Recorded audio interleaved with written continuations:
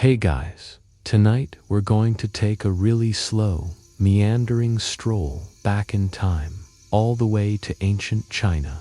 Imagine, if you will, a world utterly devoid of the stuff we smear across our desks, fold into airplanes, and meticulously shred after a particularly bad utility bill. No paper anywhere. You're trying to send a message, but you're carving characters into bamboo strips, heavy and cumbersome, or perhaps painstakingly inking them onto silk, which, let's be honest, feels a bit like writing a grocery list on a designer scarf. Picture lugging around an entire library's worth of bamboo slats. You'd be ripped, sure, but your back would probably stage a full-blown rebellion by Tuesday. You probably won't survive this journey without a serious case of sleepy time history. So, before you get comfortable, take a moment to like the video and subscribe, but only if you genuinely enjoy what I do here. Let me know where you're listening from and what time it is for you right now. Now, dim the lights. Maybe turn on a fan for that soft background hum. And let's ease into tonight's journey together.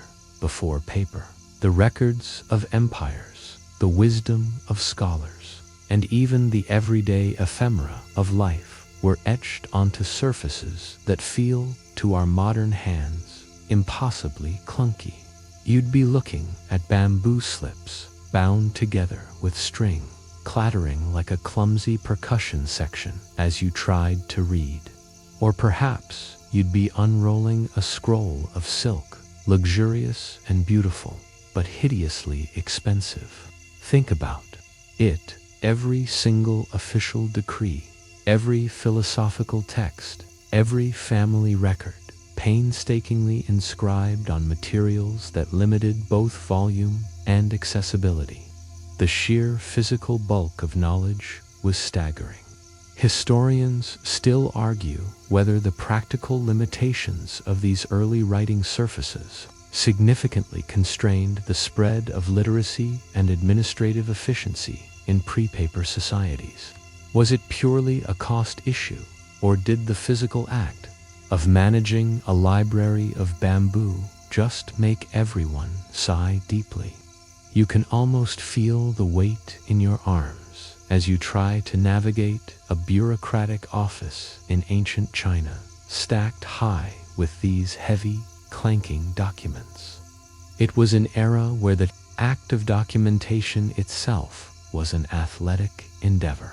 The scribes, often humble figures, were the unsung strong men and women of their time, not just for their intellectual prowess, but for their literal brawn in handling these weighty archives. You might find a government official with forearms like Popeye simply from unrolling and re-rolling silk scrolls all day. Imagine trying to quickly reference something, flipping through thousands of individual bamboo strips. It's not exactly a quick presser, is it? More like a Control F, then cry a little because you dropped the entire stack. Into this cumbersome world, a quiet revolution was stirring, almost imperceptibly at first. It wasn't born in a flash of genius shouted from mountaintops or announced with trumpets. Instead, it emerged from practical necessity, from the desire for something cheaper, lighter, and more readily available than silk, yet more efficient than bamboo. The seeds of what we now call paper were sown in a land accustomed to ingenuity, where observation of nature and the repurposing of humble materials were second nature. You see, the early innovators, probably in some backwoods workshop, fiddling with discarded fishing nets and mulberry bark, just trying to make something work. They weren't thinking about libraries or global communication. They were probably just trying to make a cleaner rag or a cheaper surface for painting. Little did they know, their quiet experiments would eventually underpin the very fabric of information exchange for millennia. So, you're in this ancient Chinese workshop, maybe around the 2nd century BCE, and the air probably smells faintly of damp plant matter and wood smoke. These aren't the sterile, brightly lit labs you see in documentaries. This is a gritty, hands-on, deeply experimental phase. The very earliest papers weren't really paper as we know it today. Forget smooth, crisp sheets. We're talking about something more akin to a thick, crude felt or a matted, compressed pulp. Imagine trying to write neatly on a piece of compressed lint from your dryer vent that's closer to the initial experience. Historians still argue whether these initial creations were even intended for writing, or if they were simply byproducts of other textile or craft processes repurposed out of sheer ingenuity. Maybe someone just noticed how fibers matted together after a particularly vigorous laundry day and thought, this could be useful. The raw materials were, shall we say, eclectic. You weren't popping down to the local paper mill to pick up bleached wood pulp. Oh no, you were scavenging. Think mulberry bark, which was already being used for textiles, hemp waste from rope making, old fishing nets that had seen better days, and even discarded rags from worn-out clothes. It was the ultimate recycling program, long before it became a trendy bumper sticker. You'd gather these fibrous cast-offs, probably hauling them back to your workshop on a creaking cart, feeling rather pleased with your haul of what others might call rubbish. The goal was to break these tough, stubborn fibers down into their individual components, to unlock their secrets and make them pliant enough to interlock. This required a certain kind of stubborn optimism, a belief that buried within this fibrous mess was something truly useful. The process itself was remarkably low-tech, but incredibly labor-intensive. You'd start by boiling these raw materials, often for extended periods, in large cauldrons. This wasn't just a gentle simmer. We're talking about a serious, hours-long boil, often with plant ashes added to the water. Why ashes? Well, those ashes contain alkaline compounds that help break down the cellulose fibers, acting as a rudimentary chemical digestion agent. It's the ancient equivalent of a strong detergent designed to loosen everything up. You'd be tending these fires, watching the steam rise, probably wiping soot from your brow, thinking, is this what innovation feels like? Because it feels a lot like laundry day. The smell, too, would be an experience, a pungent mix of wet wood, boiling plant matter, and perhaps a faint whiff of whatever mysterious substances were clinging to those old fishing nets. Not exactly a spa day, but definitely productive. After the boiling, the real physical labor began. The softened fibers needed to be beaten into a pulp. This wasn't done with a fancy blender. You were using heavy wooden mallets or stamps. Imagine pounding away at a fibrous, mushy mass, hour after hour, until it resembled something like gruel. Your arms would ache, your back would protest, and you'd probably develop a surprisingly strong grip.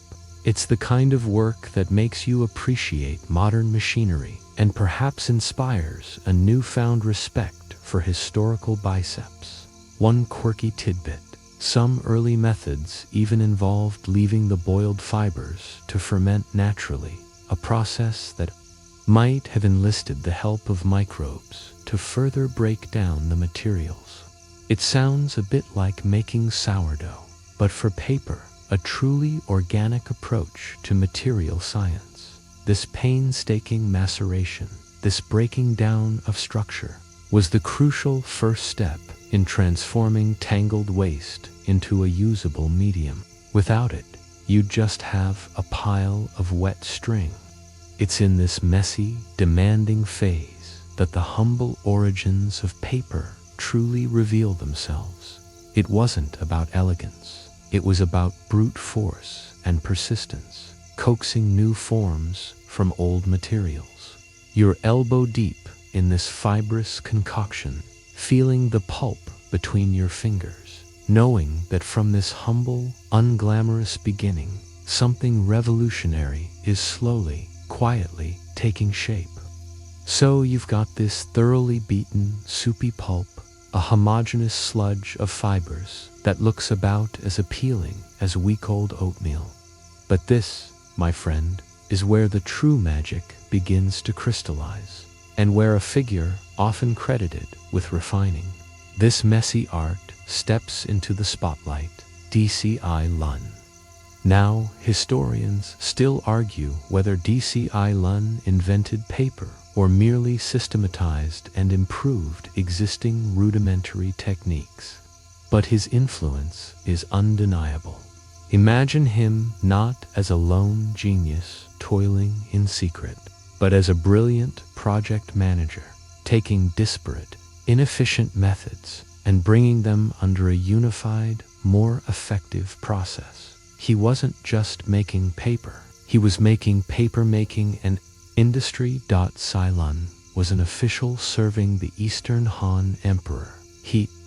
Around 105 CE, his role gave him access to resources, a keen understanding of the imperial need for better record keeping, and perhaps most importantly, the authority to implement his findings on a larger scale. You can picture him, a meticulous individual, probably with a furrowed brow, observing the crude papermaking attempts of his time. He'd see the inconsistencies, the fragility, the sheer inefficiency of it all, and think there must be a better way. He wasn't just interested in a single sheet. He was thinking about scalable production, about creating a material that could serve an entire empire's burgeoning administrative and cultural needs. What Cai Lun brought to the table was standardization and the intelligent incorporation of diverse materials. He experimented relentlessly with different fibers: mulberry bark, hemp, old rags, fishing net sand. Crucially, he refined the process of breaking them down and forming them into sheets. It's not just about beating the pulp, it's about how you beat it, for how long, and what you add to the mixture to get the best result. He likely optimized the boiling process, perhaps introducing more effective alkaline agents, and certainly improved the methods for suspending the fibers evenly in water. It's like the difference between someone just throwing ingredients into a pot and a seasoned chef perfecting a recipe for mass production. One of his key innovations, often attributed to him, was the incorporation of tree bark into the pulp mixture. While earlier attempts might have used scraps, Cai Lun saw the potential in bark, which was abundant and provided strong, long fibers. He also advocated for the use of more refined screen molds for forming sheets, leading to a more consistent thickness and smoother surface. This wasn't just about making paper. It was about making good paper that was strong, durable, and suitable for writing with a brush. You can almost hear him, with a slight sigh of exasperation, telling his apprentices, "No, that sheet is too lumpy. We need uniformity, people. Uniformity." The impact of Cai Lun's refinements was immediate and profound. Suddenly, there was a material that was cheaper than silk, lighter and more convenient than bamboo, and available in increasing quantities. This wasn't just an administrative breakthrough, it was a cultural one. Knowledge, literature, and art could now be disseminated far more easily. Imagine the relief of scholars, no longer needing to hoist giant bamboo tomes around. It allowed for an explosion of written material, democratizing access to information in a way that had been impossible before. His work became the foundational blueprint for papermaking, a blueprint that would remain largely unchanged for over 1,000 years. It's a testament to his quiet genius that a process developed in ancient China still bears the indelible mark of his meticulous improvements, shaping the very way we interact with information to this day. All right, so you've got your refined pulp, thanks to the methods standardized by folks like Cai Lun. It's no longer just a lumpy mess. It's a finely processed slurry of liberated fibers suspended in water. This is where the truly transformative step, often underestimated in its quiet complexity, comes into play: maceration. You see, it's not enough to just boil and beat the raw materials. The fibers, though softened, are still stubbornly clinging to each other in bundles. Maceration is the painstaking process of teasing them apart, individual strand by individual strand, and then making them want to mingle in a new, more orderly fashion. Imagine trying to separate every single hair from a tangled dreadlock, then arranging them all neatly side by side. That's essentially what you're doing to the plant fibers. This was achieved through prolonged and often repeated pounding, typically in large stone mortar, using those heavy wooden mallets or foot-powered trip hammers. You'd be pushing your body, feeling the rhythmic thud as the mallet pulverized the fibers, ensuring they were thoroughly softened and separated. The goal was to create a homogeneous suspension where each fiber, no matter how small, could float freely in the water, ready to interlock with its neighbors. If the fibers weren't properly macerated, your paper would be weak, uneven, and fall apart like a bad excuse. The quality of this maceration directly impacted the quality of the final paper. If you rushed it, you'd end up with clumps and thick spots. If you didn't break down the lignin and other non-cellulose components enough, the paper would be brittle. So, this stage wasn't just about physical exertion. It was about achieving a specific, microscopic purity of individual fibers. Historians still argue whether specific regional variations in water quality or the type of stone used for the mortar might have subtly influenced the final texture and durability of paper from different Chinese provinces. Was it the water, or the sheer stubbornness of the local papermakers?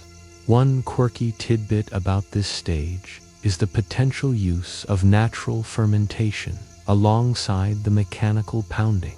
Some theories suggest that after an initial boiling, the raw materials were left to sit in water for days, even weeks, allowing microorganisms to further break down the non-fibrous components. This biological predigestion would have made the subsequent beating much more efficient, essentially doing some of the hard work for you. It's like letting dough rise before you knead it. The natural processes make the final product smoother and more pliable. You can picture the ancient papermaker patiently waiting, perhaps occasionally stirring the concoction, a quiet trust in nature's unseen helpers. The careful calibration of the pulp's consistency was also vital. Too thick, and the sheets would be heavy and prone to tearing. Too thin, and they wouldn't hold together. This required a keen eye and a tactile understanding that only comes from years of experience. You'd dip your hand into the slurry, feeling its texture, gauging its readiness. It's not a measurement you can quantify with a digital readout. It's a feel passed down through generations of quiet observation and practical knowledge. This tactile assessment, almost a form of ancient quality control, ensured that the thousands of individual fibers were perfectly prepared for their grand assembly. It was a painstaking, often monotonous process, but one that laid the invisible, molecular foundation for every subsequent stage of papermaking. Okay, so you've meticulously prepared your fiber slurry, a perfectly consistent mix of individual fibers suspended in water, patiently waiting for their moment of destiny.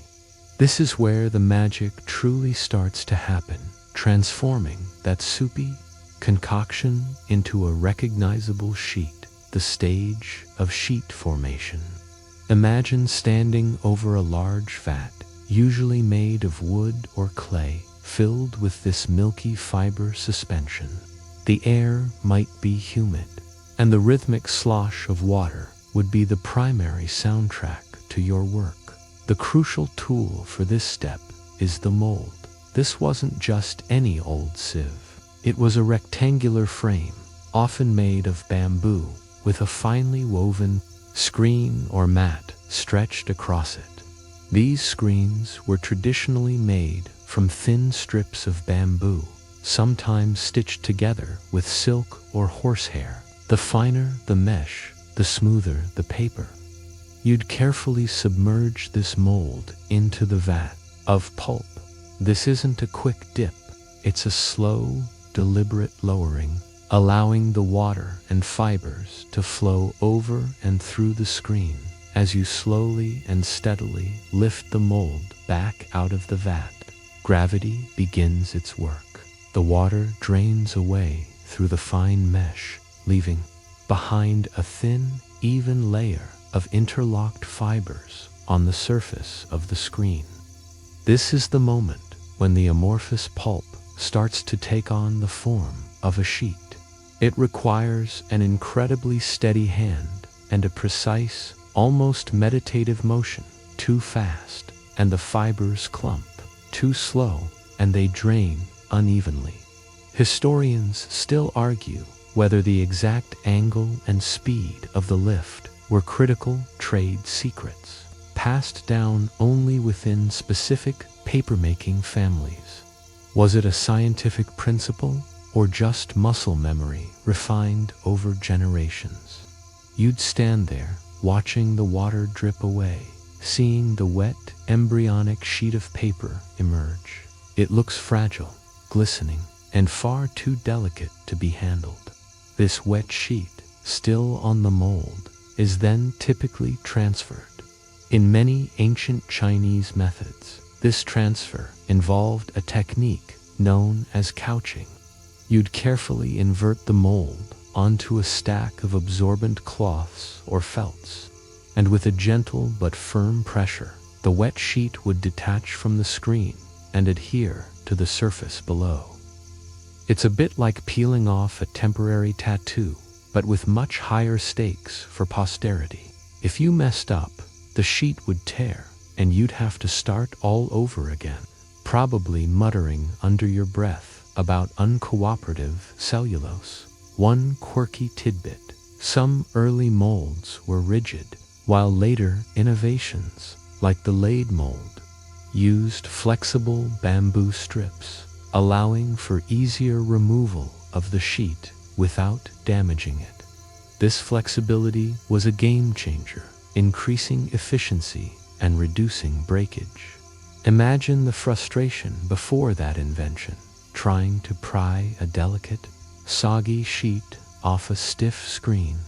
The ingenuity behind such simple yet effective improvements is often overlooked. Each sheet formed this way was unique, bearing the faint, almost invisible lines of the bamboo screena, subtle signature of its handmade origin. The immediate result of this process is a stack of wet, newly formed sheets, interleaved with absorbent materials. They're still saturated, incredibly weak, and resemble thick, damp blotting paper more than anything you'd write on. But you've just performed an incredible act of transformation, turning a watery soup into a cohesive, if fragile, material. The sheer volume of this repetitive motion, hour after hour, day after day, by countless unnamed artisans, is a testament to the dedication required to bring paper into existence. You've lifted, drained, and couched, each motion a silent prayer for a perfect sheet, knowing that the next stage would determine its ultimate fate. Now you've got this delicate stack of wet, freshly formed paper sheets carefully couched onto absorbent cloths. They're essentially oversized, super soggy sponges, at this point nowhere near ready for calligraphy or even a rough sketch. The next critical step in their transformation, one that's all about brute force applied with surprising finesse, is pressing out the past, or more accurately, pressing out the water. This phase is crucial because it not only removes the bulk of the water, but also compacts the fibers, increasing the paper's strength and density. Imagine a stack of these wet sheets, perhaps 100 or more, interleaved with those absorbent felts. This stack is then placed under immense pressure. In ancient China, this was typically achieved with a large, heavy wooden press. Think of it like an enormous screw press or a weighted beam. You'd load your stack, carefully centering it, and then begin the slow, arduous process of applying force. This could involve turning a massive wooden screw, or, more simply, placing heavy stones or logs on top of a beam that rested on the paper stack. Sometimes, a lever system was employed, allowing one or two people to exert tremendous pressure with mechanical advantage as the pressure is applied. You'd hear the water squelching out from between the sheets, probably running off into a collection ditch. It's a continuous, slow process. You couldn't just crank it down all at once.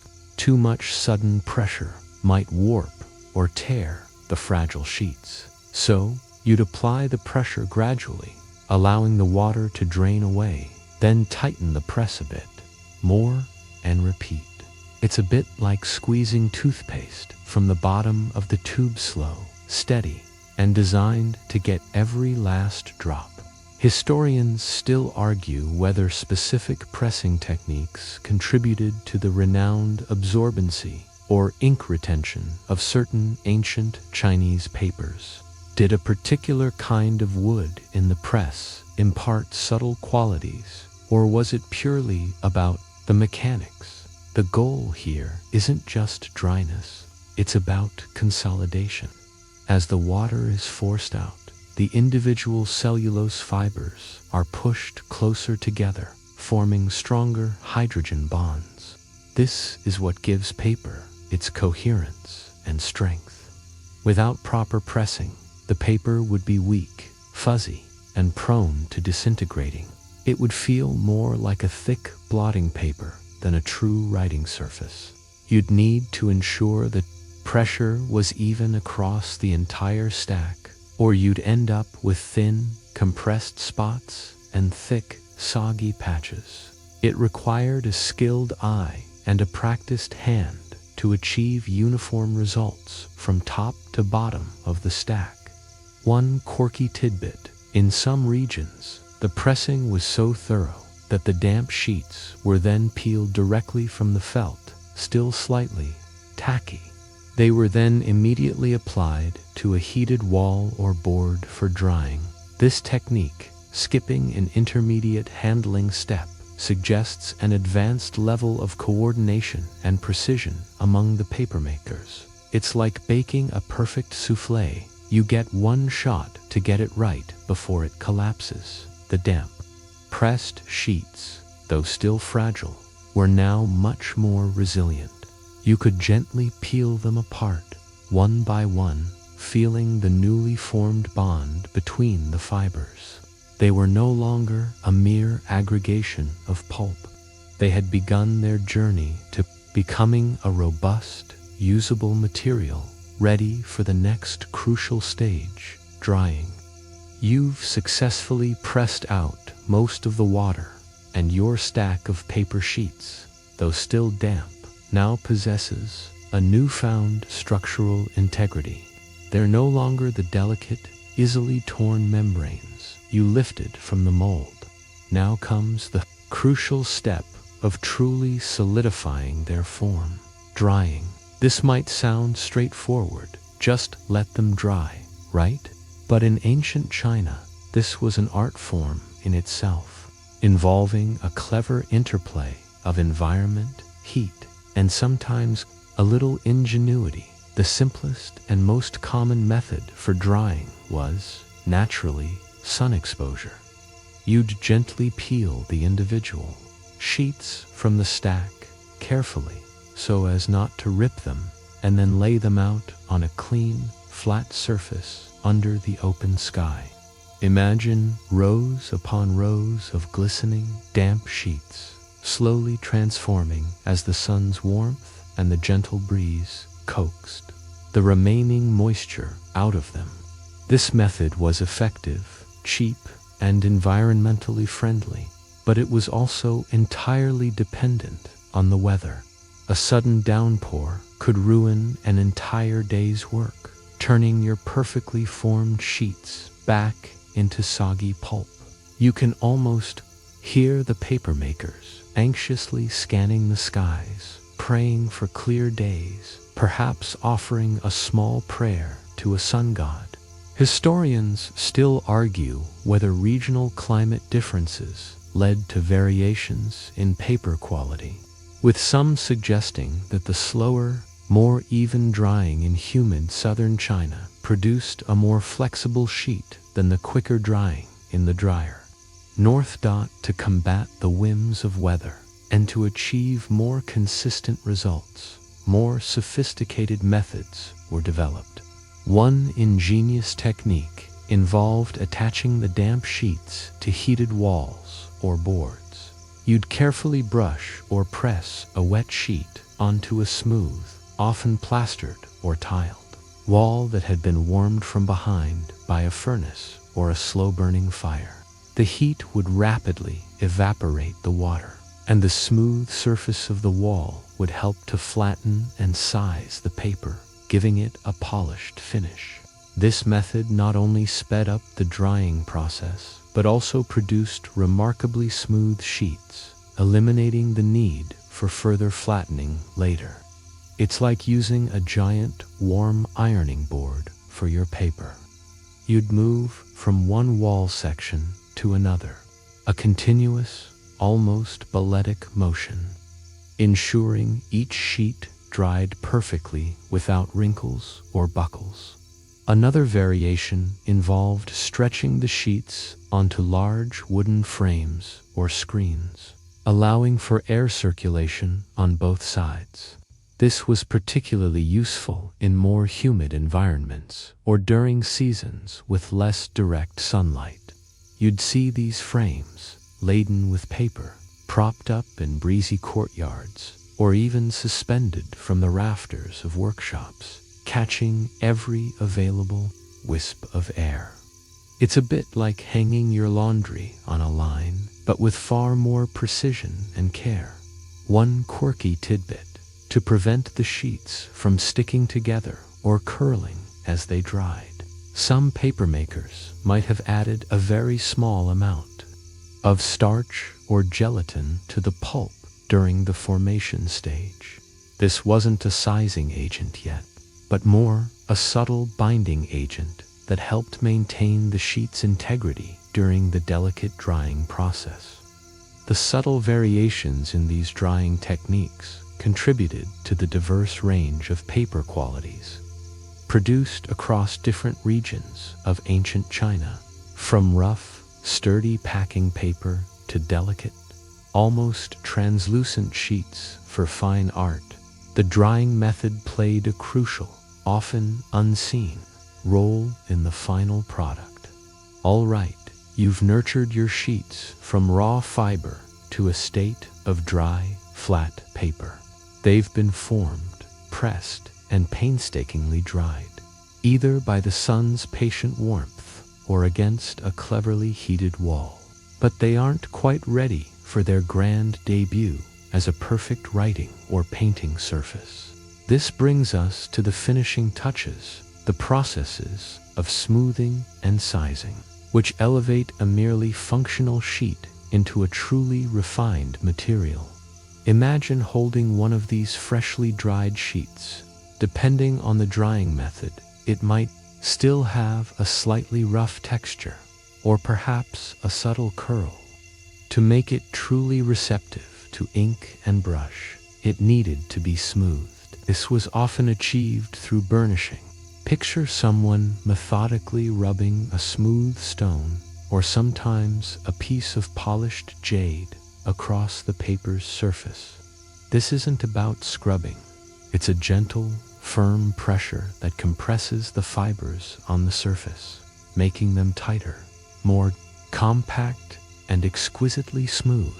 It's the ancient equivalent of a laminating machine, but powered by human elbow grease and a lot of patience. This process gave the paper a subtle sheen and an almost luxurious feel, making it a joy for a scribe or artist to work upon. Historians still argue whether certain regional preferences for paper texture, such as a slightly coarser surface for specific calligraphy styles, influenced the degree of burnishing applied. Was it a functional choice or an aesthetic one? But smoothing wasn't the only concern. A plain, unsized paper sheet, fresh from the drying rack, is highly absorbent. Think of it like blotting paper. If you tried to write on it with ink, the ink would immediately feather and spread, turning your elegant characters into blurry smudges. This is where sizing comes in, a quiet yet absolutely critical innovation. Sizing involves applying a thin, almost invisible coating to the paper to reduce its absorbency and create a proper surface tension for ink. The ancient Chinese employed various natural substances for sizing. One common ingredient was starch, derived from wheat or rice. You'd prepare a thin, watery solution of starch and carefully apply it to the paper, often by dipping the sheets, or sometimes by brushing it on. The paper would then need to be dried again, often quite quickly, to set the sizing. Another popular sizing agent was a gelatinous substance derived from animal hides or fish bones, similar to what we'd call animal glue. This imparted a beautiful resilience and smooth finish, ideal for fine calligraphy and detailed brushwork. One quirky tidbit: some paper makers might have even used a very dilute extract from lichen or certain plant gums, depending on local availability and desired paper qualities. These natural resins would provide just enough barrier to prevent the ink from bleeding without making the paper feel slick or plastic-y. The process of sizing wasn't just about functionality. It also influenced the paper's aesthetic qualities. A properly sized sheet allowed the ink to sit on the surface, giving the calligrapher precise control over strokes and shades. It enhanced the vibrancy of colors for painters and prevented the dreaded bleed-through that could ruin a valuable document or artwork. You can imagine the quiet satisfaction of a calligrapher dipping their brush, seeing the ink hold its line perfectly on a well-sized sheet, a testament to the unseen artistry of the papermaker. These final touches, often overlooked in the grand narrative of invention, were vital in transforming humble fibers into the sophisticated and versatile medium that shaped centuries of Chinese culture and beyond. So, you've got these beautiful, smooth, perfectly sized sheets of paper, ready for the brush or pen. For millennia, our brains immediately leap to writing when we think of paper. But the quiet innovations of ancient Chinese papermaking extended far beyond simply documenting words. Early paper, especially the coarser varieties, found surprisingly diverse and incredibly practical applications that often go unnoticed. You might think of it as the original multi-tool of the ancient world, solving problems in ways we wouldn't typically associate with paper today. Imagine, for instance, that you're living in a drafty hut during a cold Chinese winter. What do? You don't have double-pane windows. Instead, you might have paper. One of the earliest and most widespread uses of paper was for windows. Instead of fragile and expensive silk or heavy wooden shutters that blocked out all light, translucent paper, often oiled for durability and water resistance, was stretched across window frames. It allowed diffuse light to enter, offered a degree of insulation, and was infinitely cheaper and easier to replace than other materials.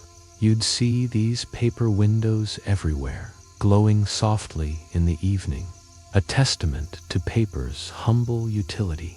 Historians still argue whether the invention of paper windows predated or postdated its widespread use for writing. Was practical utility the primary driver, or did writing come first? But the creativity didn't stop there. Paper found its way into clothing and footwear. Yes, you heard that right. Paper clothes. For the less affluent, or for specific purposes, coarse, durable paper could be made into simple garments or even shoes. While perhaps not the height of fashion, paper clothing provided a surprisingly effective layer of warmth and protection, especially when layered or treated. Imagine a rainy day in ancient China and you're pulling on your surprisingly resilient paper raincoat. You might even find paper used as insulation in walls and roofs, keeping homes warmer in winter and cooler in summer. It was the original green building material. Beyond personal use, paper played a crucial role in packaging and protection. Fragile goods could be wrapped in paper for transport, much like modern-day packing paper. Food items could be enclosed, providing a rudimentary form of hygiene and preventing spoilage. You can picture market vendors wrapping sticky rice cakes or dried fruits in sheets of paper, a simple but effective way to handle goods. It was disposable, biodegradable, and far superior to leaves or scarce cloths for many purposes. One quirky tidbit: there's evidence suggesting early paper was even used for rudimentary forms of toiletries, demonstrating its widespread adoption for even the most intimate daily needs. Perhaps not the plush two-ply you're used to, but certainly an improvement over, well, less hygienic alternatives. The omnipresence of paper in these everyday, non-scribal roles speaks volumes about its quiet revolution. It wasn't just a medium for grand pronouncements. It was a material that genuinely improved daily life for ordinary people. It was cheap to produce, versatile, and adaptable to countless needs, from the monumental to the mundane. You can see how this widespread utility would have naturally spurred demand and further refinement of the papermaking process. Paper was silently, subtly, weaving itself into the very fabric of Chinese society long before it became the undisputed king of information dissemination. You've witnessed paper transform from a humble slurry into a versatile material, quietly embedding itself into the daily life of ancient China. But here's where the story gets even more fascinating. This innovation, so vital to Chinese culture, didn't stay confined within its borders. Like a whisper carried on the wind, the knowledge of papermaking began its slow, deliberate journey westward, a silent spread that would eventually reshape the world's intellectual landscape. This wasn't a sudden invasion or a loud declaration. It was a gradual, almost imperceptible diffusion of technology, one that highlights the interconnectedness of ancient civilizations. Imagine the vastness of the Asian continent, traversed by traders, monks, and diplomats. Paper, in its various forms, would have traveled with them, initially as goods, then as a curiosity, and finally as an invaluable secret. The earliest hints of paper reaching beyond China's immediate sphere come from Central Asia, along the trade routes that would later become known collectively as the Silk Road. Here, in the desert oases and bustling market towns, Chinese goods, including paper, were exchanged. At first, it might have been seen merely as an exotic commodity, perhaps a strange, light material for packing precious silks or spices. Historians still argue whether the initial spread was primarily through trade or through the capture of Chinese papermakers during military conflicts. Was it commerce or conquest that truly first opened the floodgates? The adoption of papermaking technology outside China was incredibly slow, largely due to the secretive nature of its production.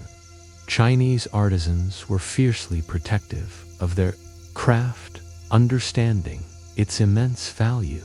It wasn't something you'd just casually share with a passing merchant. So, the initial trickle of knowledge was more likely through observation, reverse engineering of paper goods, or perhaps the accidental leakage of information over generations. You can picture foreign traders examining a piece of Chinese paper, marveling at its lightness and durability, wondering how on earth it was made. They'd probably try to tear it apart, look at the fibers, and scratch their heads. One significant, though often debated, moment in this silent spread centers around the Battle of Talas in 751 CE. This was a clash between the Tang Chinese forces and the expanding Abbasid Caliphate in what is modern-day Kyrgyzstan.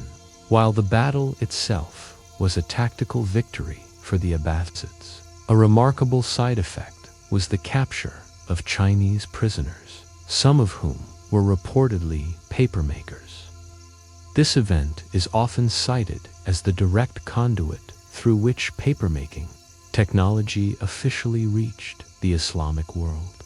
It's a compelling narrative, a military defeat inadvertently leading to an intellectual triumph for another civilization.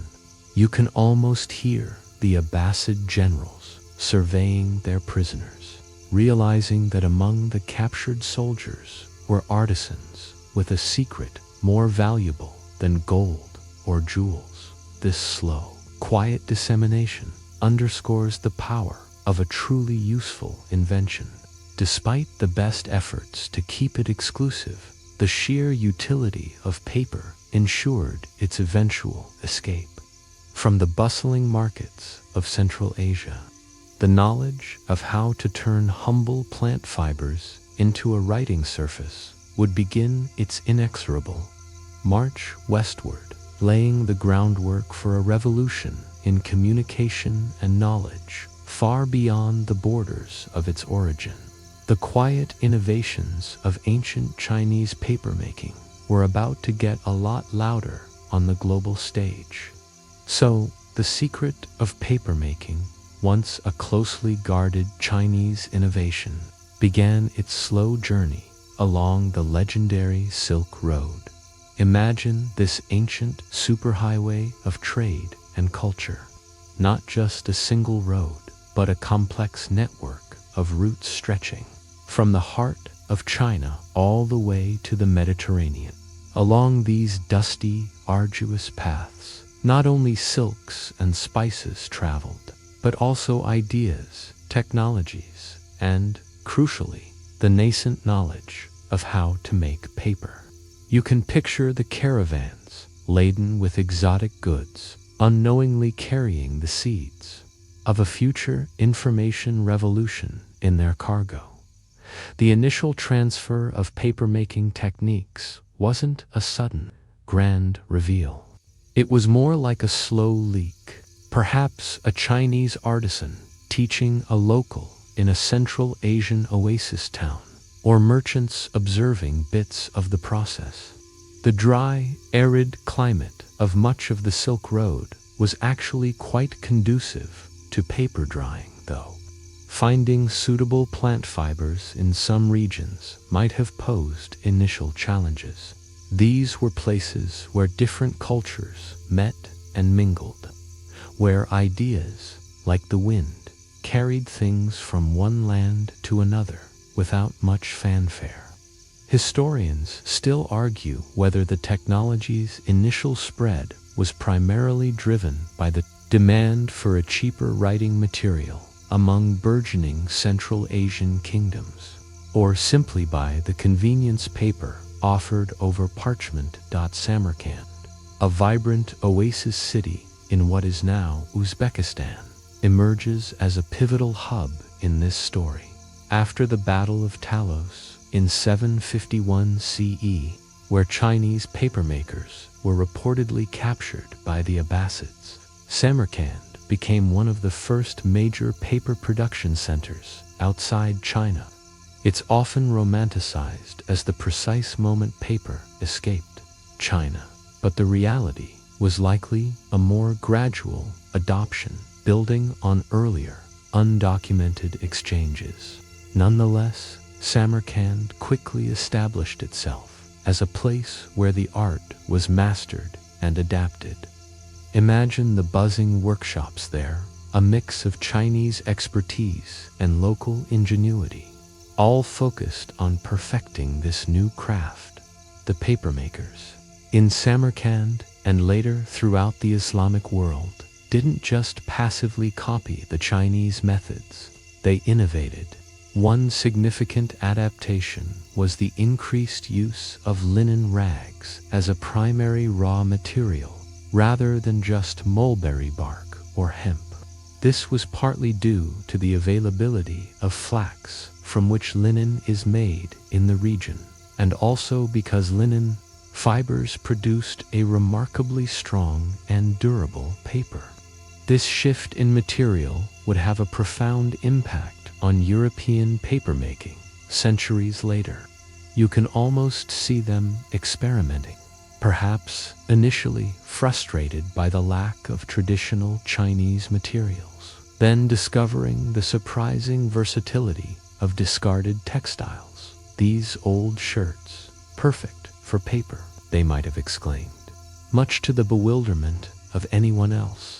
This quiet adaptation, a merging of Chinese technique with local resources, was crucial.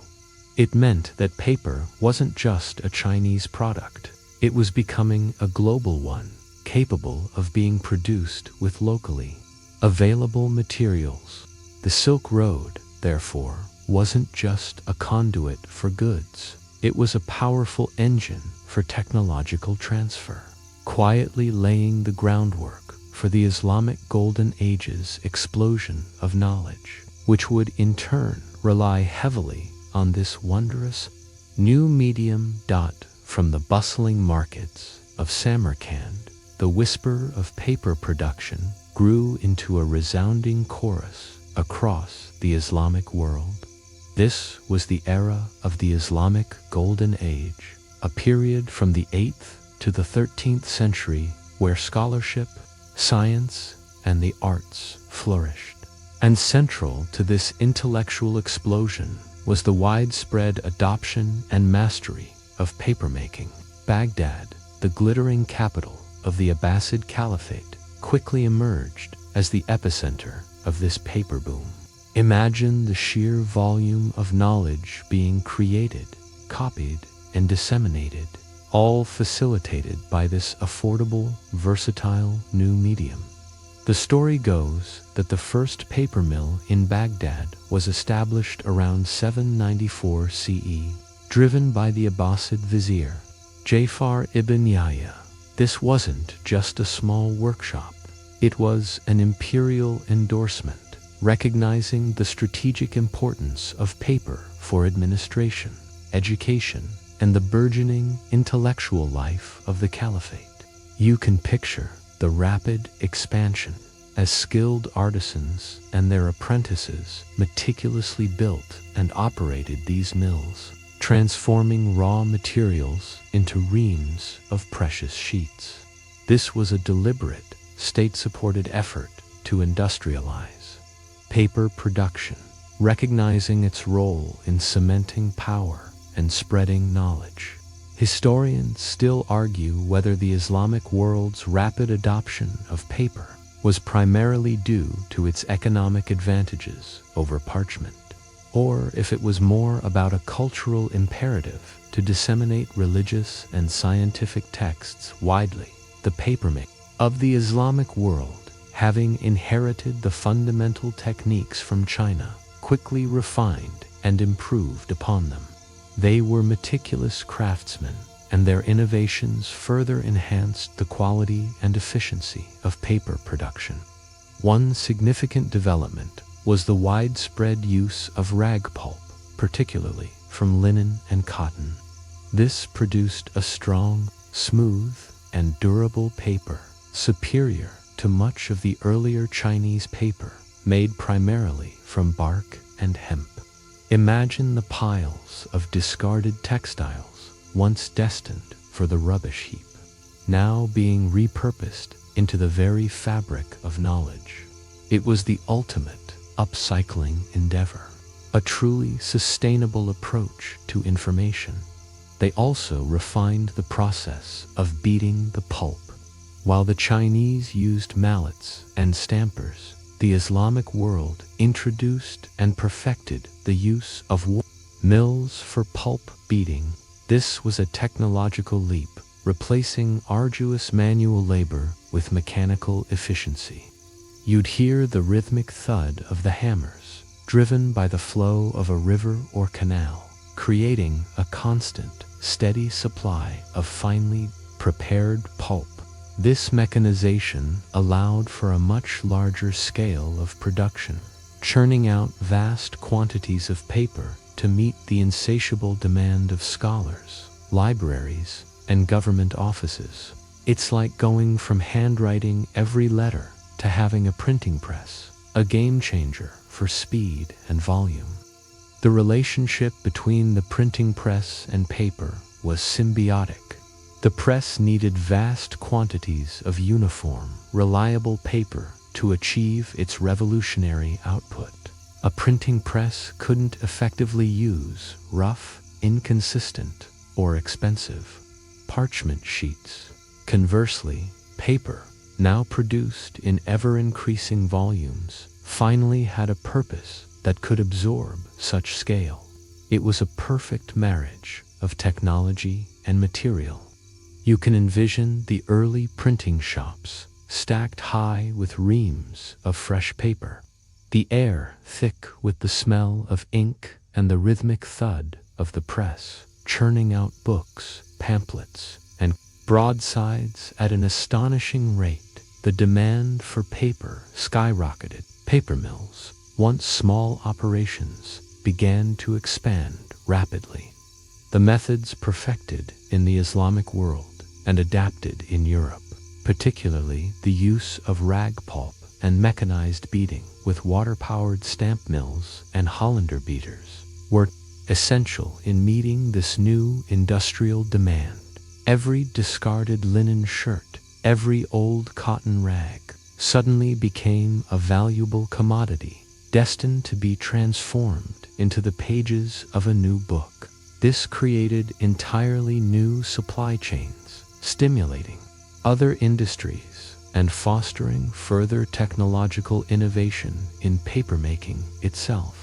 One quirky tidbit: the intense demand for rags led to an actual rag trade, with merchants scouring the countryside for used textiles, and even laws being enacted in some places to regulate the collection of rags, highlighting just how critical this seemingly humble raw material had become. The printing press, fueled by the relentless production of paper, democratized knowledge. It allowed for the rapid dissemination of religious texts, scientific discoveries, political ideas, and literature to a far wider audience than ever before. It ignited the Reformation, fueled the Renaissance, and laid the groundwork for the scientific revolution. You see, the silent, humble sheet of paper, once a mere writing surface, now acting as the literal vehicle for enlightenment, carrying ideas across continents and through centuries. The quiet innovation of ancient Chinese papermaking had finally found its true, loud purpose on the global stage, transforming civilization one printed page at a time. So, you've followed the quiet journey of paper from its crude beginnings in ancient China through its refinement by Cai Lun, its silent spread along the Silk Road, its flourishing in the Islamic Golden Age, and its eventual eager embrace in Europe, culminating in its symbiotic relationship with the printing press. What remains is to reflect on the immense and enduring legacy of this seemingly humble invention, how it shaped the world you inhabit today. Even in this age of glowing screens and digital information, think about it, for over a millennium, paper was the primary medium for storing and transmitting human knowledge. Every book, every map, every scientific diagram, every legal document, every personal letter, all of it, for so long, relied on those carefully prepared sheets. The very concept of widespread literacy, the ability for ordinary people to access information and ideas, was utterly dependent on the availability of affordable paper. Without it, the Renaissance might have remained an elite pastime, the Reformation a whisper among scholars, and the scientific revolution a collection of isolated discoveries. You hold in your hand, metaphorically speaking, the direct descendant of those fibrous concoctions, the result of millennia of quiet refinement. Historians still argue whether the longevity of paper as a medium was more influential than its initial affordability in shaping the course of global knowledge dissemination. Was it its staying power or its sheer accessibility that truly mattered most? Even in our digital age, where information flits across networks at the speed of light, paper still plays a foundational role. The very principles of information organization, pages, documents, folders, even the concept of scrolling, are deeply rooted in the physical experience of interacting with paper. Your computer screen is often called a desktop, a direct homage to the surface upon which paper documents once resided. We print out important contracts, sign physical forms, and often find comfort in the tangible presence of a book.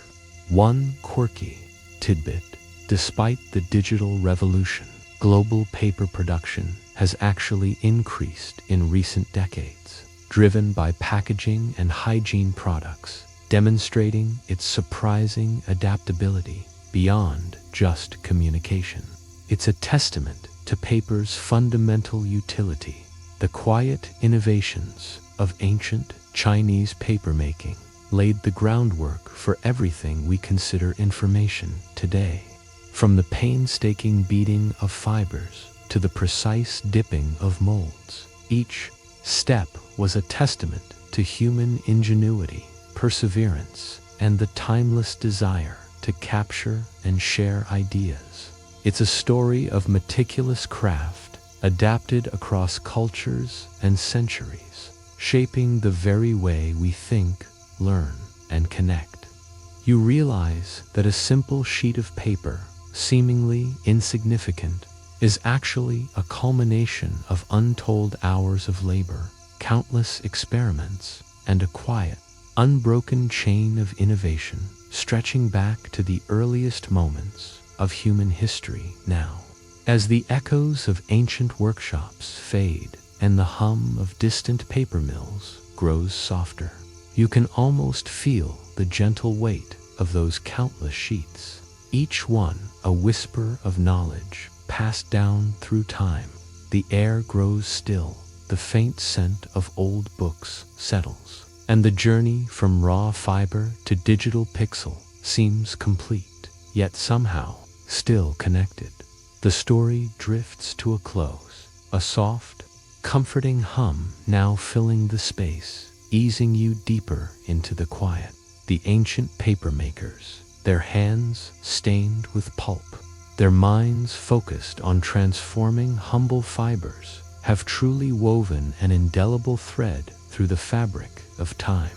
Their patient work, often in the shadows, built a world where knowledge could spread like wildfire, where ideas could take tangible form, and where the human story could be recorded, shared, and remembered. There's a peaceful stillness now, the kind that settles after a long journey. As the last images of sun-drenched drying walls and rhythmic mallets gently recede, let the soft embrace of history wrap around you, a reminder of the quiet power of ingenuity. Rest easy, knowing that even in the busiest day, the quiet echoes of these ancient innovators continue to shape the world around you, leading you gently towards the deepest, most peaceful sleep.